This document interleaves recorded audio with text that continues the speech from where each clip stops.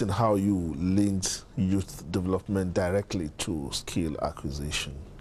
But I try to view youth development from a much broader perspective, because youth development is not the same thing as youth employment.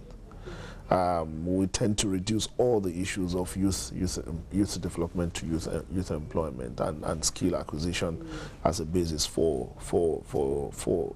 youth employment. I agree with you that youth employment is a major issue for youth development, but it's a much bigger thing, because you have to talk about the quality of youth participation in governance. That's a major one for young people. Young people tend to argue that no matter how brilliant what you try to do for them, if you do it without them, then it's not for them. Right, that is one.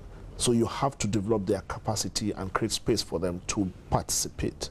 That is one. Two, which is dearer to me actually, is the issue of value reorientation for young people. There is no point sending young people to school and getting them jobs, and they end up as criminals, as rapists, as armed robbers. So for me, the issue of value orientation is even more important, you know, when you talk about youth development than the issue of job creation. So, talking about what we've tried to do, having this perspective about our work, we try to take all this on board, and taking it from where you started, that is skill acquisition. And I'm glad you said skill acquisition, because I say that the number one problem for youth employment in Nigeria is not lack of jobs, but lack of skills. Because in a country of an estimated youth population of 67 million, 67 million is so huge. That is 3 times the population of Ghana, right? And we still bring in artisans and skilled workers from neighboring countries. Then something is definitely wrong. So I think the challenge of youth employment has to start with the challenge of skill acquisition. But we also have to look beyond that to begin to talk about how do we create access for young people to participate, how do we develop the capacity of young people to be part of the process of governance, and more importantly, how do we give the right values, the right social skills to young people so that when they grow into a world of work and adult, they are responsible citizens. Education, as we all know, is clearly, you know, a critical element of youth development, especially if the country's population of youth is going to add significant value to the country's economy. In what way is the government supporting with regards to education? Well, education, again, and I said earlier that the youth population in Nigeria, 67 million, is so significant. In fact, Nigeria is one of the youngest countries on earth. The average population of Nigeria is 19.5 years old, an average Nigerian, you know, so that is huge.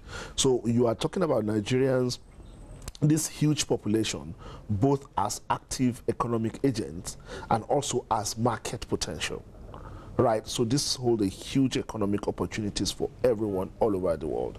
But this huge asset can only fulfill its potential when you have educated citizens. And this is the point you are trying to make.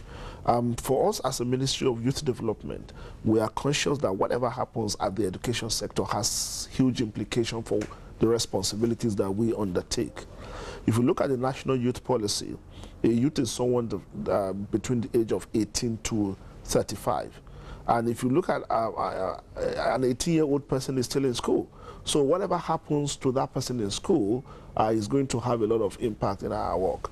So what you find is that we have to continue to create opportunities to work together with the Ministry of Education. But outside the conventional school curriculum, we must also create strategies to continue to deliver other forms of, you know, for example, the issue of vocational skills that you talk about.